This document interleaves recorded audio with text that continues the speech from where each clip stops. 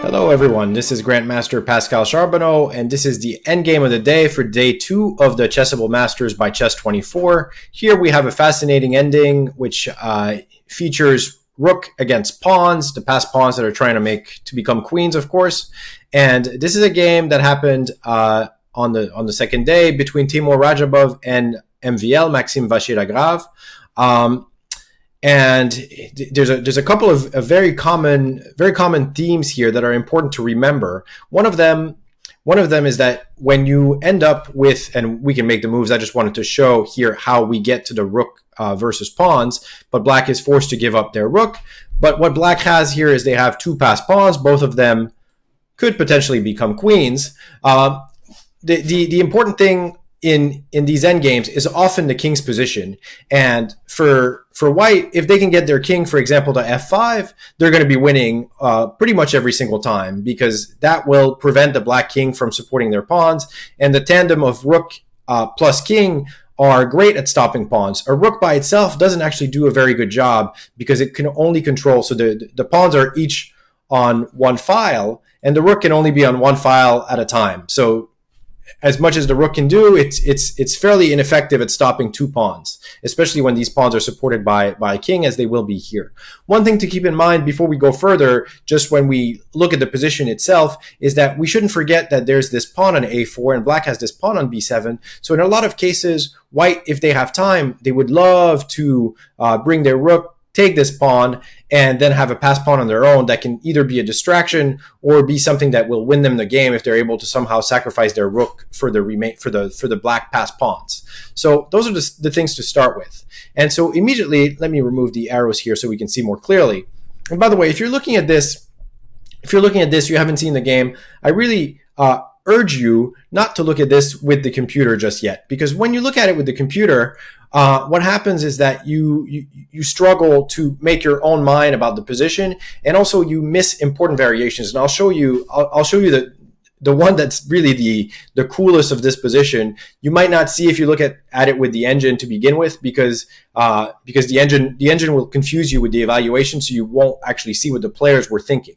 So first of all, black immediately, these are hard to play, by the way, hard to play for grandmasters, hard to play for these monsters like MVL and Timur Radjabov here. They both make a mistake on the first few moves here. So black starts with d4, and d4 is actually a losing move already, and we'll look at why.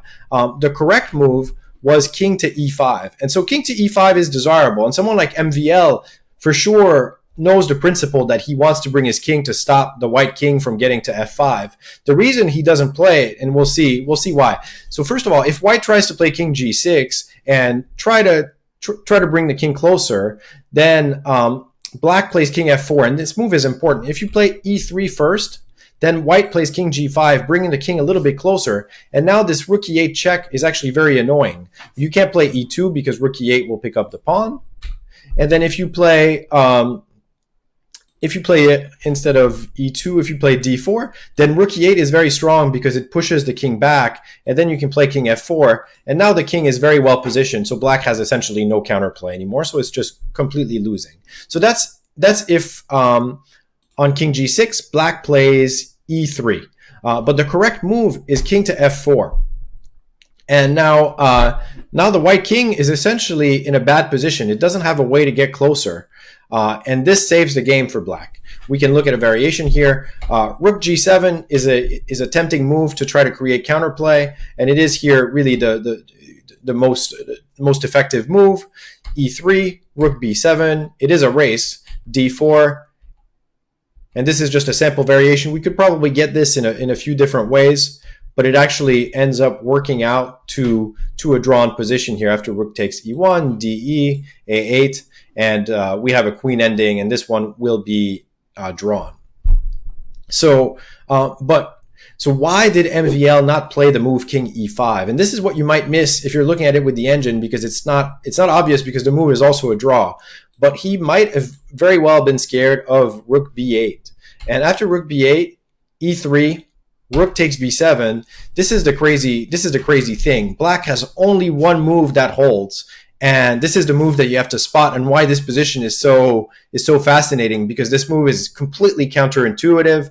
A move like d4 here just loses. We play rook e7 check, and let's say we play, I don't know, king f4, and then this race now is winning for white. d3, a6, d2, a7, we queen, but white queens, and here they're up a rook, and we don't have time to do the other pawn. You can check this by yourself, but yeah, this is a winning position for white. So the crazy thing is that in this position, after rook takes b7, instead of pushing d4, and by the way, we can't play e2 because rook e7 picks up the pawn, the move is king to d6. And this is what's so counterintuitive and so easy to miss. And that's probably why MVL decided not to play this position, is that he saw that the rook gets to b7 too fast, didn't like this race. But after king d6, white is actually forced to make a draw. There's not really even a good way to try, because it's really hard to stop this. The rook is sort of in a bad position. So you can play rook b8, but then there's the move simply king d7. And the difference is that if white plays something like rook g8, now the rook gets into a bad spot here, and we can play d4, and yeah, the rook is not in a good position. e2 probably draws also, rook g7. But here, white actually has to be careful not to lose. If they don't play a5, like if they make a move with a rook like this, then already white is going to lose. The rook is not good when it's like this to stop the pawns on the first rank. If two passed pawns are connected, it's usually going to be a win. It's an amazing position because this king e5, I've never seen this really, where the king goes forward, then you push a pawn, and then you go back to threaten to make a queen. So very fascinating. So he plays d4 instead. Now let's see what could have happened. So here Timur plays rook e8, and of course the players don't have a lot of time. It's possible that in a slow game they would have figured out a way to make this work. But rook e8 throws away the win here. And the very precise move was king to g6. Now, this one is something that you can actually remember. In general, it's more urgent to bring the king into the game than it is to put the rook behind the pawns. As long as you can calculate that your rook can eventually get behind the pawns, it's better to bring the king. And so that's the principle that I would try to remember here. And it's actually, this one is fairly straightforward now. If black plays, let's say I looked at e3, we play rook e8, king d5, and now king f5. And again, the king is in a great position. Here, black is basically stopped. They can't play d3 because the pawn on e3 falls, and the king has no way to make progress. And so we can try to play, for example, c4, but c4 falls to rook e5. It's possible rook d8 works also, but rook e5 definitely, followed by simply taking the pawn. And so this is game over. So after king g6, black could also try d3, for example, but it's quite similar. King f5, again, important to bring the king first. d2 is not a threat because we have rook d8. And so, yeah, there's nothing here. Actually, d2, we can even take this pawn first and then play rook d8. So king g6 would have won the game. For Timur here, but he played rook to e8. Black plays d3, and now it's again a draw. He plays king g6, and this is the difference. There's the move king d7 here, which is very strong. And now actually there's no problem for black. He manages to make a draw without too many problems. The point is that if the rook cannot take this pawn because the pawn now queens, and so white has the move rook e5. Now black has to play properly. He plays king c6. King d6 would also have worked. I'm guessing that he didn't like, maybe he was a little bit afraid of king f5, even though king f5 doesn't work because of d2. So in reality, after king d6, white would have to repeat with rook e8 and king d7, and we repeat moves. But he played king c6, which is good enough as well. Rook e6, king d5, king d7 would have worked too, rook e8. And now we get to this position where it's, again, a race, but the race for these players is easy to calculate into a draw here, d2. And we get a pawn ending, which is equal. So I guess they traded into no material left at all.